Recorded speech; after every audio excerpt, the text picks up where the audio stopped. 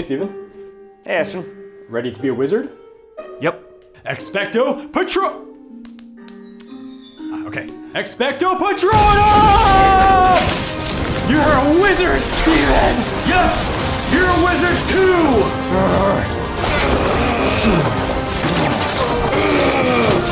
How about an overload? I choose wrath! No! How about a fire blast? Oh no!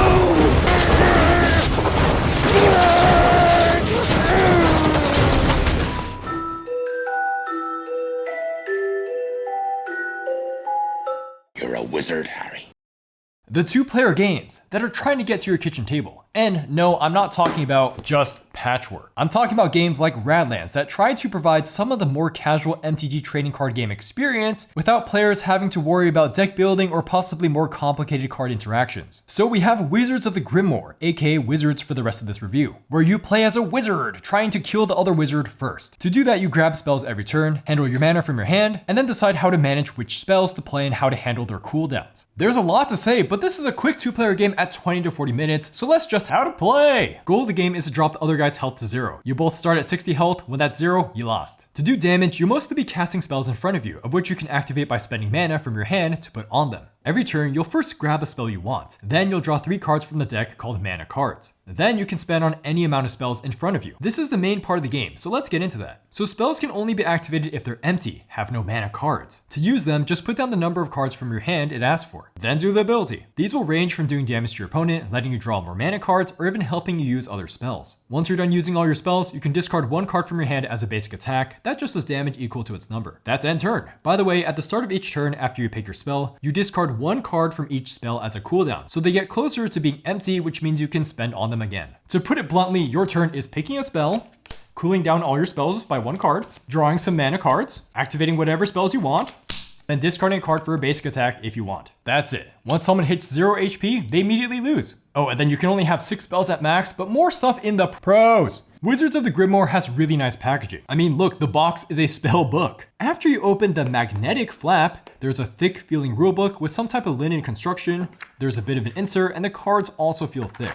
There's even a card way to keep track of your health, which is very functional and pretty, or you can use your phone with their free app. For the art, holy smokes, it's gorgeous, and there's no duplicates of any of the 70 spell cards. There's really vivid depictions on each spell that really sells what's going on. Big attack, usually some fireball or sinister thing. Want to charge up for mana? Well, look at all these. The mana of just numbers 1 through 4 is super striking when you draw it. There's a fun ramp up, big number, big electricity. It also helps that the iconography is really good. You can immediately tell by a color if a spell is for attacking, for regenerating mana, or for utility. The arrow in a circle means that it's a perpetual effect, nice repeating motion with the circle, whereas the instant attack of just 1 arrow feels aggressive. To wrap this section up, Wizards of the Grimoire is just easy to learn with a great rulebook that is very to the point and with excellent clarifications at the back. Player aids are also very useful. When you add up all these things, Wizards is a game that's really easy to get into and to teach someone. All you have to explain to someone is that they take a spell, draw mana, and then play on their spells. That's pretty much the main loop of the game. It's a gameplay pros time, so let's first talk about how this game handles mana. Wizards has a clever system where it balances the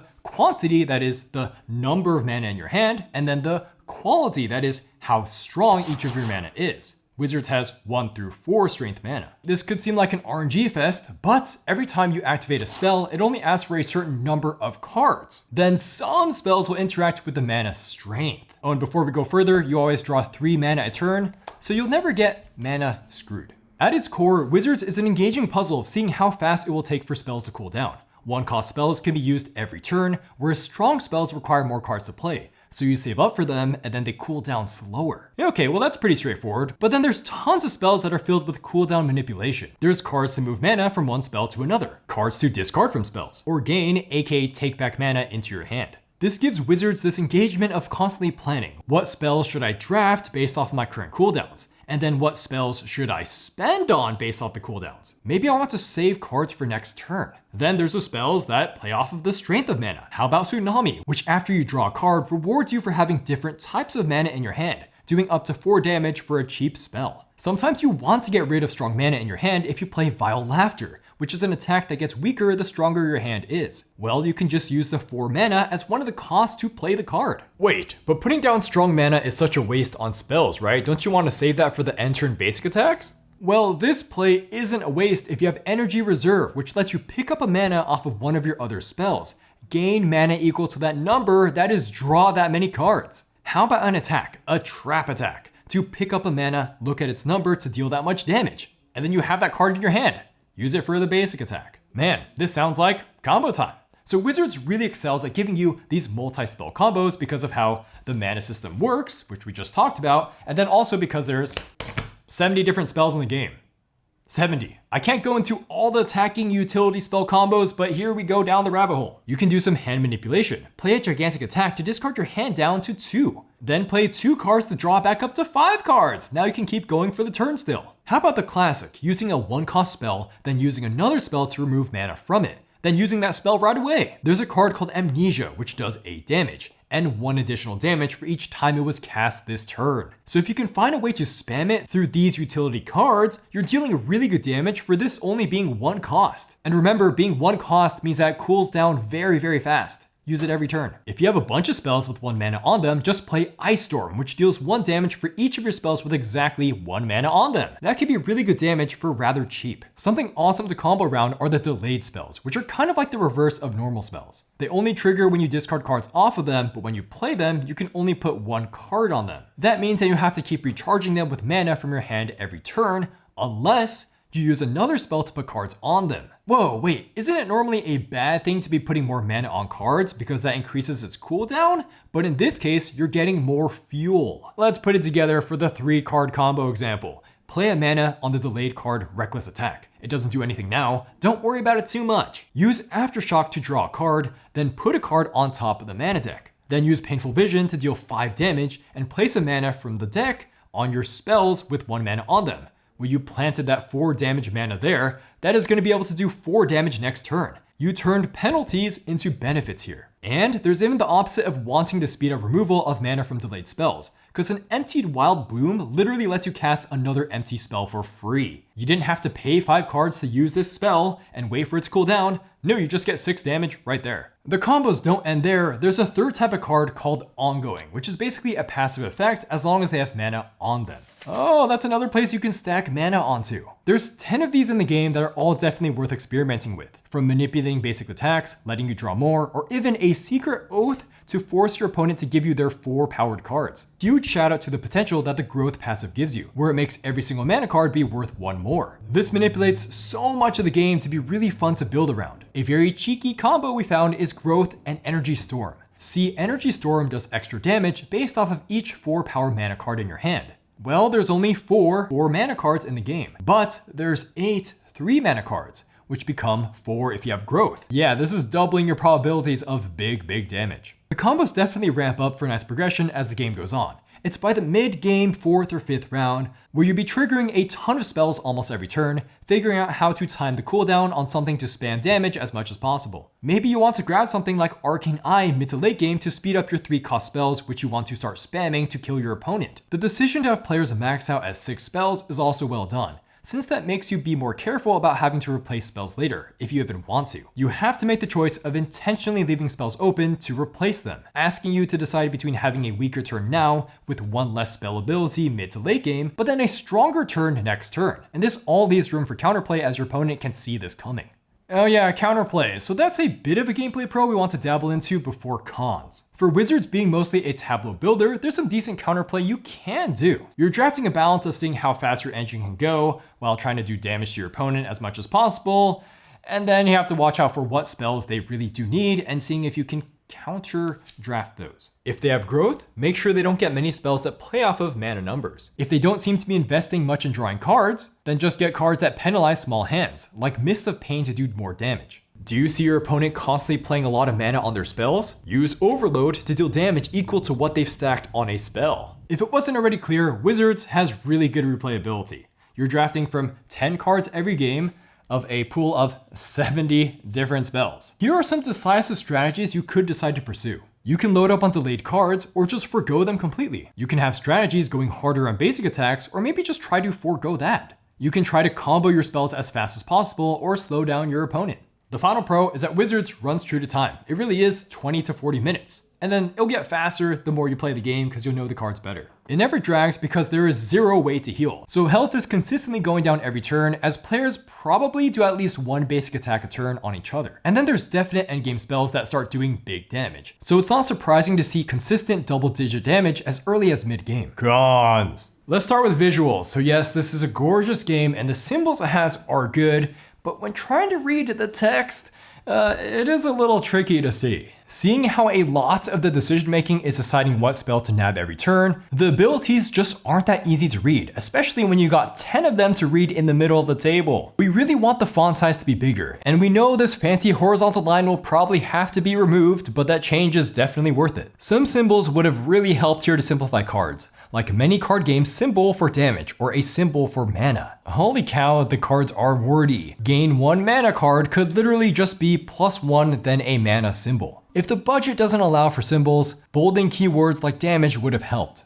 Now for gameplay cons. So this is kind of an umbrella of a con, but we had some wonkiness with card design, so we'll go through those cards while also talking about what that means in the context of Wizards as a whole. Let's start with these two, Renewal and more egregiously, Sleight of Hand. These are card draw spells that at worst are giving you a +1 and at best giving you a +4 in a card advantage. And then they're only 1 cost spells, so that means you get to use them every single turn. Hand advantage is almost always amazing in Wizards, since it lets you pay for spells and basic attacks, and more cards means higher chance to draw stronger mana. Having more cards is also a nice counter against spells that ask your opponent to lose cards to prevent damage. There are 3 cards that play around crazy card advantage. Shackled Motion just straight up discards a hand. Then Secret Oath punishes them for drawing 4s because you take the 4s. The only really punishing card here though is Stone Crush, which does 1 point of damage for each mana your opponent has in their hand. So this could be 9 damage for them holding 9 cards, which is insanely good. This is where we have to point out that Wizards having this formula of 70 cards that are all completely unique means that any combination of cards is possible. So sure, you may get the Stone Crush counter against Sleight of Hand, so that works out. But then you might not, so then Sleight of Hand is almost always an auto draft early game because card advantage is too good. We straight up considered taking Sleight of Hand out of the game. It doesn't really change the game much to have 1 spell missing. Also, we found that if you only use the beginner cards, you don't have the Stone Crush and Secret Oath spells, so card advantage is even better. Card draw spells are totally fine when not giving you insane advantage though. Remember how we brought up Renewal? Well, let's compare it to its 2-card counterpart, Gleam of Hope. Draw until you have 5 cards in hand, but you spend 2 mana instead of 1, meaning it's not only twice as expensive, but you can't use it every turn. Or Sleight of Hand compared to Mirror Image. Gain mana equal to the quantity of mana on one of your spells. Well, you have to set that up for Mirror Image, and you're never going to be able to get that +4 early game like you can for Sleight of Hand. And Sleight of Hand inherently draws you a card already, what the heck? We also found 2 cards with a rough counter, Power Hungry and Puppet Master. See, Power Hungry is a card that discourages your opponent from basic attacking, since them discarding mana for basic attacking would go to you. Then you obviously basic attack with a strong mana every turn and then get it back. But if your opponent gets Puppet Master, they can just keep not basic attacking. This means they're doing 0 damage, preventing the player with the Power Hungry from ever basic attacking again because they have to do 0 damage as well. I know we're bringing up these counterplay ideas, but again, we're not sure if you'll see them in a game because 70 different spells. Thankfully, no countering of a certain spell will straight up win you the game. You still have to have a solid spell foundation. The final card we're going to focus on is Time Distortion. This is also another auto draft card where you pick up a mana card off of 2 other spells. So this is paying for itself with a low upfront cost of 2 and it's speeding up 2 other spells. This card unlocks all the really cheatsy doodle combos early game to spam level 1 spells no problem, and is always good throughout the game because you always want to accelerate spell play. A counterpart for Time Distortion at the same mana cost would be Coercive Agreement, which lets you discard from your opponent's hand or discard from 2 of your other spells. The discarding instead of gaining makes a big difference. Anyways, for Time Distortion, we would have tweaked it to pick up 1 card, discard the other to at least dampen the card advantage. The final con actually has to do with the tableau building. Have you realized that it's 10 cards to pick from, and then at the start of the game, you pick 1 from 10 cards? Reading 10 text-laden cards before the game even starts is a huge barrier for newcomers, and then also, the text isn't easy to read. We understand why they wanted 10 cards, so that you have a lot of options to go for counterplay to perhaps deal with that pesky Sleight of Hand, but you're still never going to see all 70 cards in a game anyways. Seeing how Wizards is meant to be a fairly lighter and quicker game at 20 to 40 minutes with randomness in drawing mana anyways, we really think it's a better fit to not front-load newcomers with this much text. Like compare this to a more traditional tableau builder like Splendor, where there's more cards to pick, but they're all super easy to read, and you're probably ignoring the expensive ones in early game. In Wizards, it's not like some spells are cheaper than others to draft, or there's archetypes in the game like there would be in Dune Imperium that you could just completely ignore if you're not going for. The game is designed for many cards to be viable with one another, making it tricky to cancel out options while nabbing. The tableau building is also capping the counterplay we tease in the pros because, well, there's 10 spells. There's no scarcity here. There's so many good options that are designed to be splashable with one another. Also, the spells get replaced right away off of a deck flip, so sometimes you're trying to hate draft someone and then a card comes up that is just straight up better than it. So yeah, while the randomness spell replacement isn't a huge deal in the grand scheme of the game, it could have been mitigated by putting a delay on the replacement of cards, or let the player see what's coming beforehand and pick which spell comes next to counterplay their opponent more. To try to mitigate the issues of so much frontal information and then so many spells lessening counterplay, we would actually suggest a variant to reduce this to 6 spells instead of 10. This would add some more intentional counterplay, keep this buy area from stagnating, and then, well, there's still going to be some light randomness from replacing the 6, but then this game is of course a lighthearted game anyways. Scoring! Now it's time for a recommended score on Wizards of the Grimoire, where we try to critically evaluate the aforementioned pros and cons, with the caveat of whether or not this is even a good idea in the first place. And so, this is going to get a 7 out of 10, it is good. Despite the theme of being cool wizards who grab spells and cast spells at each other, damage is more like something you should accomplish. You ramp it up every turn, making damaging your opponent kind of akin to getting that 60 victory points to cross that finish line first. Yeah, there's no pivotal mind games here, rather knowing when to execute the strong spells to push for 60 damage. There's no counter spells or hidden information traps, there's no healing, and again, no units with positioning. It's just grab spells and mana and play with just cards. Spells also tend to not be the craziest thing. If you've come from trading card games, they usually fall under the lens of doing damage, drawing more mana, or finding ways to speed up spells. And that still gives you plenty of combos to puzzle around for the 20 to 40 minute runtime. When looking at the replayability, gorgeous heaps of art, and then extreme accessibility, we were tempted to give this a 7 out of 10, but some of the card design did hold us back. These ultimately don't break a session because you have to draft other spells well, so that's why Wizards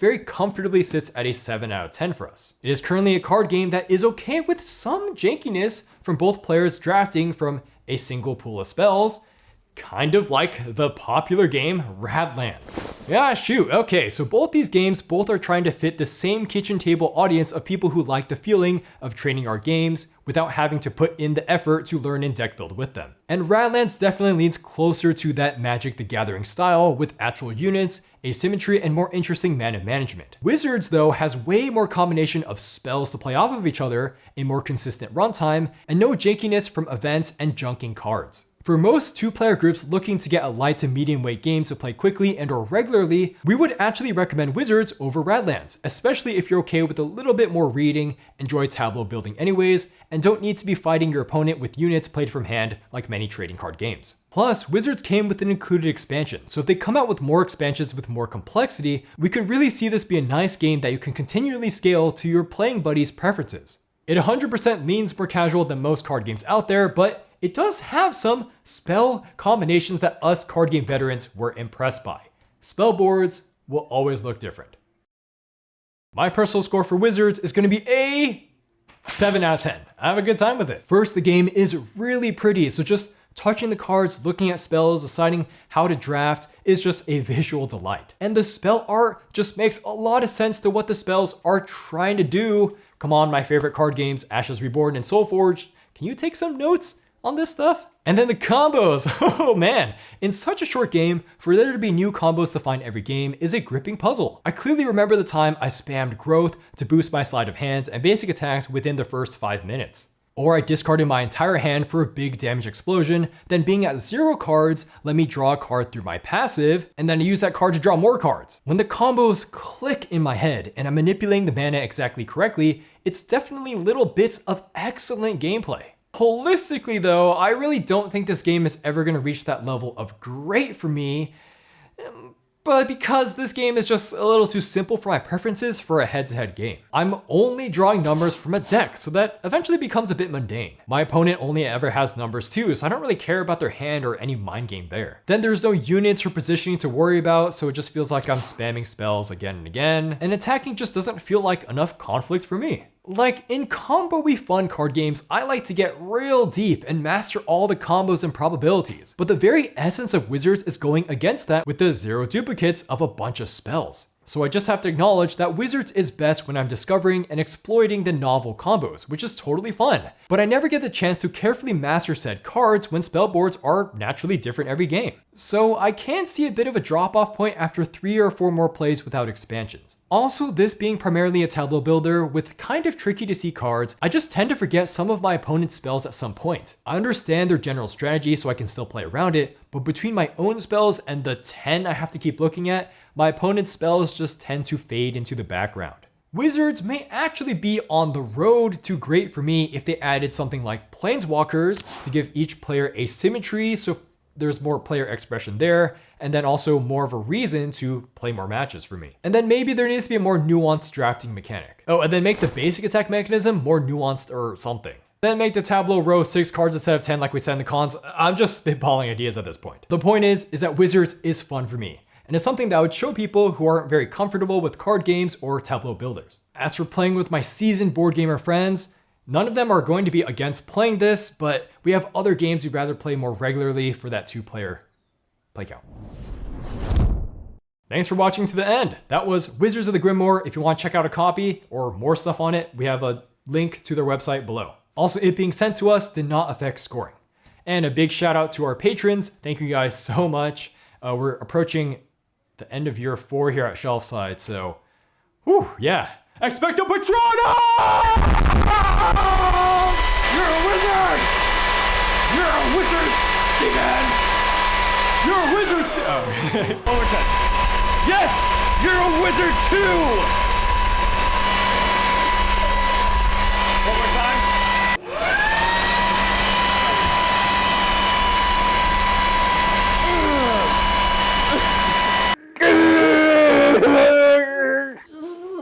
Okay.